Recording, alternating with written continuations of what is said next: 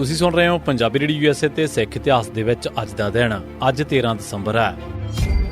13 ਦਸੰਬਰ 1705 13 ਦਸੰਬਰ 1705 ਦੇ ਦਿਨ ਸ਼ਹੀਦ ਮਾਤਾ ਗੁਜਰੀ ਅਤੇ ਦੋਹਾਂ ਨਿੱਕੇ ਸਾਹਿਬਜ਼ਾਦਿਆਂ ਦਾ ਸੰਸਕਾਰ ਸਰਹੰਦ ਕਿਲੇ ਅਤੇ ਆਮ ਖਾਸ ਬਾਗ ਦੇ ਵਿਚਕਾਰ, ਜਿੱਥੇ ਹੁਣ ਗੁਰਦੁਆਰਾ ਜੋਤੀ ਸਰੂਪ ਹੈ, ਉੱਥੇ ਕੀਤਾ ਗਿਆ। ਇਹ ਸੰਸਕਾਰ ਸਰਹੰਦ ਦੇ ਵਿੱਚ ਰਹਿ ਰਹੇ ਸਾਬਕਾ ਦੀਵਾਨ ਟੋਡਰਮਲ ਦੇ ਪਰਿਵਾਰ ਨੇ ਕੀਤਾ ਸੀ। 13 ਦਸੰਬਰ 1924 ਬੱਬਰ ਅਕਾਲੀਆਂ ਨੇ ਬਹੁਤ ਸਾਰੇ ਸਰਕਾਰੀ ਟਾਊਟ, ਸਰਕਾਰੀ ਸੂਈਏ, ਜਗੀਰਦਾਰ ਅਤੇ ਹੋਰ ਮੁਜਰਮ ਕਤਲ ਕੀਤੇ। ਉਹਨਾਂ ਨੇ ਕਈ ਜਗ੍ਹਾ ਤੇ ਡਾਕੇ ਮਾਰੇ ਅਤੇ ਅਸਲਾ ਤੇ ਦੌਲਤ ਇਕੱਠੀ ਕੀਤੀ। 1922 ਤੋਂ ਲੈ ਕੇ 1924 ਤੱਕ ਬੱਬਰ ਅਕਾਲੀ ਲਹਿਰ ਆਪਣੇ ਸਿਖਰਾਂ ਤੇ ਸੀ। ਇਸ ਲਹਿਰ ਦੇ ਦੌਰਾਨ ਹੀ ਕਈ ਆਗੂ ਗ੍ਰਿਫਤਾਰ ਕਰ ਲਏ ਗਏ। ਕਰਮ ਸਿੰਘ ਦੌਲਤਪੁਰ, ਬਿਸ਼ਨ ਸਿੰਘ, ਮਹਿੰਦਰ ਸਿੰਘ ਬਵੇਲੀ ਦੇ ਵਿੱਚ 1 ਸਤੰਬਰ 1923 ਦੇ ਦਿਨ, ਬੰਤਾ ਸਿੰਘ ਧਾਮੀਆਂ ਅਤੇ ਜਵਾਲਾ ਸਿੰਘ 12 ਦਸੰਬਰ 1923 ਦੇ ਦਿਨ ਅਤੇ ਵਰਿਆਮ ਸਿੰਘ ਤੁੱਗਾ 8 ਜੂਨ 1924 ਦੇ ਦਿਨ ਐਕਸ਼ਨਾਂ ਦੇ ਦੌਰਾਨ ਸ਼ਹੀਦ ਹੋ ਗਏ। ਬੱਬਰਾਂ ਦੇ ਕੇਸ ਦੇ ਵਿੱਚ 96 ਸਿੰਘਾਂ ਨੂੰ ਗ੍ਰਿਫਤਾਰ ਕਰਕੇ ਉਹਨਾਂ ਤੇ ਮੁਕੱਦਮਾ ਚਲਾਇਆ ਗਿਆ। ਕੇਸ ਦੇ ਦੌਰਾਨ ਬੱਬਰਾਂ ਨੇ ਪੈਰਵਾਈ ਕਰਨ ਤੋਂ ਨਾ ਕਰ ਦਿੱਤੀ, ਬਲਕਿ ਕਿਸ਼ਨ ਸਿੰਘ ਗੜਗੱਜ ਨੇ ਤਾਂ ਅਦਾਲਤ ਦੇ ਵਿੱਚ ਬਿਆਨ ਦੇ ਕੇ ਸ਼ਰੇਆਮ ਐਕਸ਼ਨ ਕਰਨਾ ਕਬੂਲ ਕੀਤਾ ਅਤੇ ਕਿਹਾ ਕਿ ਅਸੀਂ ਅੰਗਰੇਜ਼ੀ ਅਦਾਲਤਾਂ ਨੂੰ ਨਹੀਂ ਮੰਨਦੇ ਅਤੇ ਧਰਮ ਵਾਸਤੇ ਜਾਨਾਂ ਦੇਣ ਵਾਸਤੇ ਹਰ ਵੇਲੇ ਤਿਆਰ ਹਾਂ।